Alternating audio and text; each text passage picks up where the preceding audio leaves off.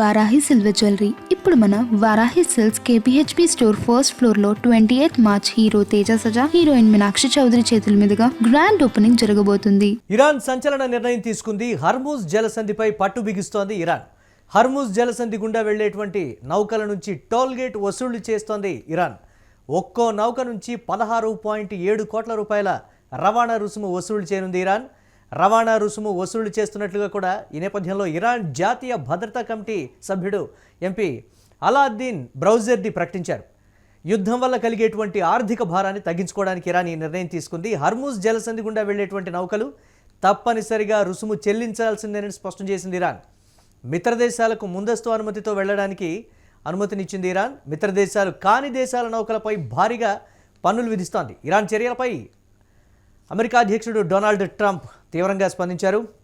దీనిపై మరిన్ని అప్డేట్స్ మా కరెస్పాండెంట్ సత్య అందిస్తారు. సత్య, భారత్పై ఆ భారం పడుతుందా?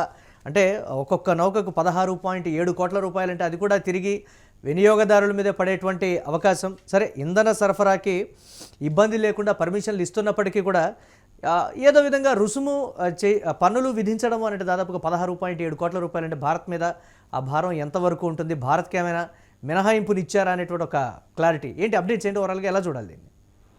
ఎస్, ఇరాన్కి సంబంధించినటువంటి ఎంపీ, పార్లమెంటు ఎంపీ ఏదైతే అలావుద్దీన్ బెనర్జీ, ఈయన ఇరాన్కు సంబంధించినటువంటి ఎంపీగా ఉన్నారు. పలు కీలక అంశాలు కొంత ఈ మొత్తం కూడా ఏదైతే ఈయనకు సంబంధించినటువంటి national security and Paris policy కమిటీలో ఒక కీలక సభ్యుడిగా ఉన్నాడు. ఎందుకంటే ఈ నేషనల్ సెక్యూరిటీ అంతా ఈయననే చూస్తూ ఉంటారు. సో దీనికి సంబంధించి ఈ సెక్యూరిటీకి సంబంధించి కూడా మొత్తం కీలక వ్యాఖ్యలు చేసిన పరిస్థితి కనబడుతోంది. అయితే దేశవ్యాప్తంగా ఇటు ప్రపంచవ్యాప్తంగా ముఖ్యంగా ఈ హార్ముజ్ జలసంధి ఏదైతే ఉందో ఆ హార్ముజ్ జలసంధి గుండా దాదాపు ప్రపంచవ్యాప్తంగా ఈ 20% హార్ముజ్ జలసంధి గుండానే ఈ చమురు నిల్వలు, చమురుకు సంబంధించినటువంటి నౌకలన్నీ కూడా మొత్తం ప్రపంచవ్యాప్తంగా పోతూ ఉంటాయి. సో దీనికి ముఖ్యంగా ఈ జల మార్గం ద్వారా ఏదైతే ఈ 20% అంటే మొత్తం ప్రపంచానికి ఈ 20% వెళ్తుందో దానికి సంబంధించి ఇప్పుడు నౌకలన్నింటినీ కూడా మేము అంటే ముఖ్యంగా అక్కడ కొన్ని కీలక అంశాలు కూడా ఆయన తెలిపిన పరిస్థితి కనబడుతూ ఉంది. ముఖ్యంగా మేము ఈ ట్యాక్స్ ఏదైతే టోల్ ట్యాక్స్ ఉందో ఆ టోల్ ట్యాక్స్ ఇప్పుడు ఉన్నటువంటి ఇజ్రాయిల్, అమెరికా సంయుక్తంగా చేస్తున్నటువంటి యుద్ధం మా పైన ఏదైతే ఉందో ఆ యుద్ధం నుంచి మేము ఆర్థికంగా కొంత ఎదగడానికి, మేము మా దేశాన్ని కొంత బాగుపరచుకోవడానికి మాత్రమే ఈ ట్యాక్స్ విధిస్తున్నామంటూ కూడా ఆయన కొంచెం కామెంట్ చేసిన పరిస్థితి కనబడుతూ ఉంది. దాంతోపాటు మా మిత్ర దేశాలు ఏవైతే ఉన్నాయో మిత్ర దేశాలకు సంబంధించినటువంటి ముందస్తు అనుమతి ఎవరైతే తీసుకుంటారో వాళ్లకు ఎలాంటి ట్యాక్స్ లేదు.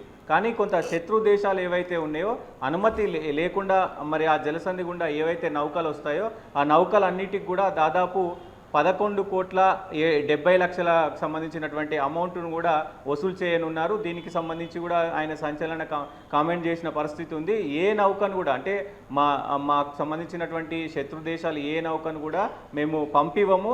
ఒకవేళ వేరే దేశాలకు మాత్రం ఒకవేళ వెళ్ళాలంటే దాదాపు ఈ ట్యాక్స్ కట్టాల్సిందే, ఈ 16,70,00,000 ట్యాక్స్ కంపల్సరీగా కట్టాల్సిందే అంటూ కూడా మరి ఆయన పేర్కొనడం జరిగింది. దాంతోపాటు ముఖ్యంగా ఎవరెవరు ఈ జలమార్గం గుండా అంటే వాళ్ళకు సన్నిహితంగా ఉన్నటువంటి దేశాలు ఎవరెవరు వెళ్ళే అవకాశం ఉందంటే ముఖ్యంగా ఫస్ట్ అంటే ఇరాన్కి అత్యంత సన్నిహిత దేశాలైనటువంటి రష్యా కావచ్చు, చైనా కావచ్చు, ఈ 2 దేశాలకు పెద్ద ఎత్తున వాళ్ళకు ఫ్రీగా పోయే అవకాశం ఉంటుంది. ఎందుకంటే వాళ్ళు బలంగా ఉన్నారు అంటే ఈరోజు నిజంగా ఇరాన్ ఇంత పెద్ద ఎత్తున బలంగా అటు ఇజ్రాయెల్ మీద, అమెరికా మీద దాడులు చేస్తుంది అంతే అంటే ట్రంప్ ఏదైతే వ్యాఖ్యలు చేస్తూ ఉన్నారో ఆ వ్యాఖ్యలకు ధీటుగా స్పందిస్తుంది అంటే ఈ 2 దేశాలు ఇటు రష్యా కావచ్చు అలాగే చైనా కావచ్చు, ఈ 2 దేశాల మొత్తం కూడా ఆర్థిక వ్యవస్థ కావచ్చు, వాళ్ళకు ఉన్నటువంటి రక్షణ వ్యవస్థకు సంబంధించినటువంటి వాళ్ళకి ఏదైతే ఒప్పందాలు ఉన్నాయో ఇరు దేశాలకు, ఇరాన్కు, రష్యాకు అలాగే ఇరాన్కు, చైనాకు ఉన్నటువంటి ఆర్థిక ఒప్పందాలు అలాగే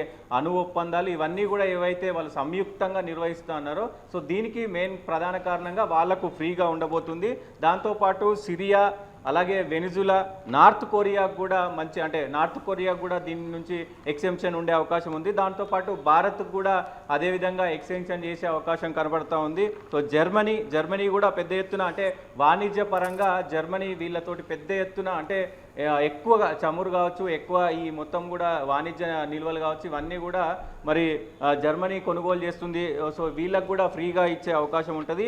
ఇటలీ, నెదర్లాండ్స్, అలాగే చైనాకు సంబంధించి కూడా ఉండబోతుంది. అలాగే టర్కీ, ఇరాక్, అలాగే భారతదేశం, ఈ దేశాలన్నీ కూడా మరి దాదాపు అంటే ముందస్తు అనుమతులు తీసుకోవాలి. అంతే, ముందస్తు అనుమతులు తీసుకుంటే ఈ ట్యాక్స్ అనేది ఉండదు ఆయా దేశాలకు. ఎందుకంటే మిత్ర దేశాలకు కూడా దాదాపు ఇంత మేర మరి ట్యాక్స్ కట్టాలంటే దాదాపు 17 కోట్లకు దగ్గర మరి ట్యాక్స్ కట్టాలంటే అదంతా కూడా మళ్ళీ ఆయా దేశాలకు సంబంధించినటువంటి వ్యవస్థ మీద, ఆర్థిక వ్యవస్థ మీద పడే అవకాశాలు ఉంటాయి. కాబట్టి సో మిత్ర దేశాలకు ఎట్లాంటి ట్యాక్స్ లేదు. దాంతోపాటు ముందస్తు అనుమతులు మాత్రం తీసుకోవాలి. ఎవరైతే ముందస్తు అనుమతులు తీసుకోరో, మిత్ర దేశాలు అయినా సరే ముందస్తు అనుమతులు తీసుకోకపోతే మాత్రం ఈ ట్యాక్స్ కంపల్సరీ కట్టాలి. అంటే ప్రపంచ దేశాల ఒత్తిడికి ఇరాన్ తలొగ్గి ఈ నిర్ణయం తీసుకుందనేటువంటి మాట. ఎందుకు ప్రపంచ దేశాలతో శత్రుత్వం పెంచుకోవడం అనేటువంటి ఆలోచనలో భాగంగానే సరే మనం కూడా ఆర్థికంగా బలపడాలి, అట్ ది సేమ్ టైం వాళ్ళ అవసరాలు కూడా తీరాలి కాబట్టి సో ఈ నిర్ణయం తీసుకుందని సర్వత్రా ఒకంత వస్తున్నటువంటి చర్చ. అలా చూడొచ్చు అంటారు దీన్ని?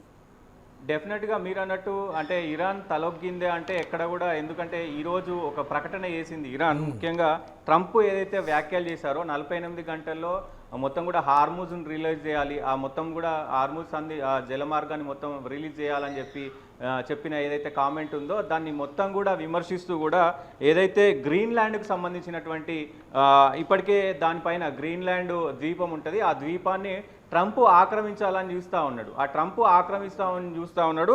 దాంతోపాటు ఏదైతే ఐరోపా దేశానికి సంబంధించి కూడా మొత్తం ఐరోపాను పెద్ద ఎత్తున విమర్శించిండు. ఐరోపాని చెప్పు చేతల్లో పెట్టుకొని సో మొత్తం కూడా ఈ గ్రీన్లాండ్ ద్వీపాన్ని స్వాధీనం చేసుకోవాలని ఆయన అనుకున్నాడు. కానీ ఇప్పుడు ఇక్కడ ఇరాన్ ఏం చేస్తుందంటే, ఇరాన్ ఖచ్చితంగా మేము గ్రీన్లాండ్కి మా సపోర్ట్ ఉంటుంది, కావాలంటే ట్రంప్ను మేము ఎదుర్కొంటాము, గ్రీన్లాండ్ దేశానికి మేము మా బాసటగా నిలుస్తామంటూ డైరెక్ట్ వార్నింగ్ ఇచ్చింది. ఆ దేశాన్ని మేము కాపాడుతామని చెప్పేసి ఇరాన్ డైరెక్ట్ వార్నింగ్ ఇచ్చిన పరిస్థితులు కనబడుతున్నాయి. సో ఇక్కడ మనం ఆ రెండు విషయాలను క్యాలిక్యులేట్ చేస్తే ఎక్కడ కూడా ఇరాన్ తగ్గట్లేదు. ట్రంప్ చేసేటువంటి వ్యాఖ్యలకి ధీటుగా ఓన్లీ సమాధానాలు మాత్రమే చెప్తా ఉన్నారు. ఎక్కడ కూడా వాళ్ళు వేరే విషయాలకు వెళ్ళట్లేరు. ట్రంప్ ఏదైనా వ్యాఖ్యలు చేస్తే దానికి సంబంధించినటువంటి ఇప్పుడు ఈ జలసంధి విషయంలో మిత్ర దేశాలన్నిటికి కూడా ఫ్రీగా పంపిస్తూ ఉన్నారు.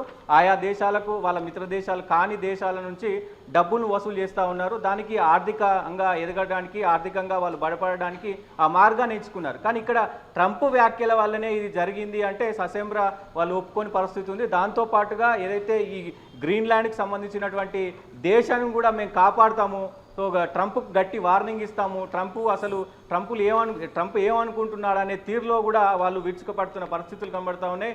ఏదేమైనప్పటికీ మొత్తం కూడా ఈ దేశ ఆర్థిక వ్యవస్థ కావచ్చు, అన్ని దేశాలకు సంబంధించినటువంటి ఆర్థిక కావచ్చు, మొత్తం అన్ని దేశాలు కూడా మరి ఇప్పుడు కొంత ఈ చమురుకు సంబంధించి అయితే కొంత ఫ్రీ హ్యాండ్ అయింది. మొత్తం కూడా అన్ని నౌకలు వెళ్తూ ఉన్నాయి. ఇప్పటికే ఇండియాకు సంబంధించినటువంటి ఈ 20 నౌకలు కూడా మరి ఆ జలగుండం మార్గం గుండా వస్తున్న పరిస్థితులు కనబడతా ఉన్నాయి. ఏదేమైనప్పటికీ మరోసారి ట్రంప్కు ఒకవైపు ఇది వార్నింగ్ అని కూడా చెప్పుకోవచ్చు. దాంతోపాటు వాళ్ళు ఆర్థికంగా ఎదగడానికి కూడా ఇది ఒక శుభ పరిణామం అని చెప్పుకోవచ్చు. Murali, right, thanks for update Satya. ఇక ఇరాన్ తీసుకున్నటువంటి సంచలన నిర్ణయానికి సంబంధించి ప్రపంచవ్యాప్తంగా కూడా చర్చ నడుస్తోంది. హర్మూజ్ జలసంధిపై ఇరాన్ పట్టు బిగిస్తోంది. హర్మూజ్ జలసంధి గుండా వెళ్లేటువంటి నౌకల నుంచి టోల్ గేట్ వసూలు చేయాలని ఇరాన్ నిర్ణయించింది. ఒక్కో నౌక నుంచి 16.7 కోట్ల రూపాయల రవాణా రుసుము వసూలు చేయనుంది ఇరాన్. రవాణా రుసుము వసూలు చేస్తున్నట్లు ఇరాన్ జాతీయ భద్రతా కమిటీ సభ్యుడు ఎంపీ అలాద్దీన్ బ్రౌజర్డి ప్రకటించారు.